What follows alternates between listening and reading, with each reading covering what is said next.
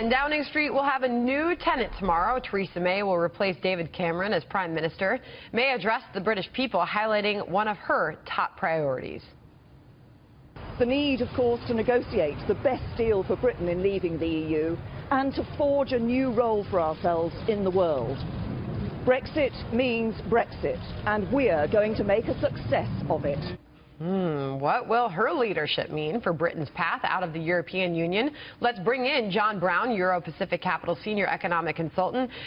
First up, John, your thoughts on Theresa May, the Prime Minister in waiting.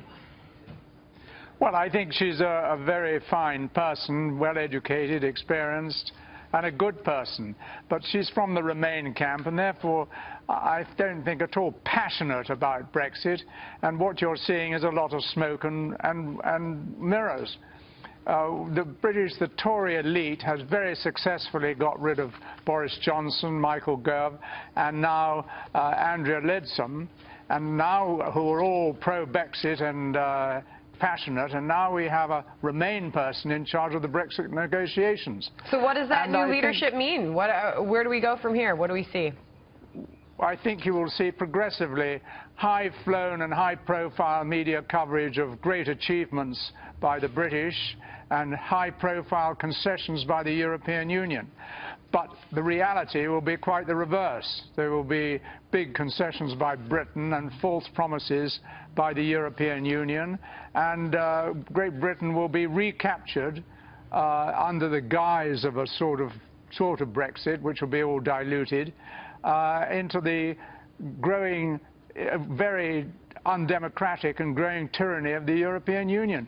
Margaret Thatcher was different to Theresa May. Margaret Thatcher was passionate to get rid of the shackles of socialism, and she fought like a terrier. Theresa May strikes me more of a spaniel, and more cosy, loving, tender, and all that sort of thing, but the result will be, I think, dreadful for Britain, but painted as very good by the media and the British establishment. A lot of talk about what her leadership will mean for immigration. How do you see that? Well, she's been pretty firm on immigration as Home Secretary, I have to admit that. But basically, the European Union wants the free flow of people from within Europe, so anybody who gets into Europe can go anywhere they like.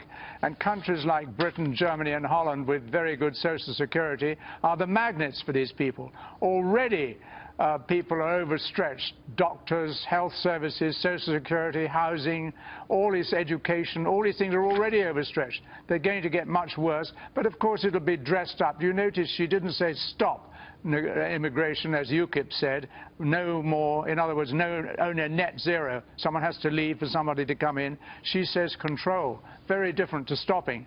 And I think, judging by Cameron's control, where he ended up with 3 times the number, the stated number each year coming in, it looks like a disaster to me, and Brexit will vanish in a cloud of wonderful cream and sugar, which looks like it's been achieved. But if you and the British people will be totally deceived. But John, but again, it's watching from afar the other candidates running for the Prime Minister job within the Conservative Party, they just fell by the wayside. Andrea Leadsom, she was hammered because she essentially implied that Theresa May was not qualified to be the Prime Minister, or less qualified because she doesn't have children. Yes, you say, well, fell by the wayside, Sandra. I would have said pushed off the rails. Boris Johnson, Michael Gove hatched each other, but never underestimate the power of the Tory elite in Britain and the very strange way in which Andrea Leadsom was pushed out.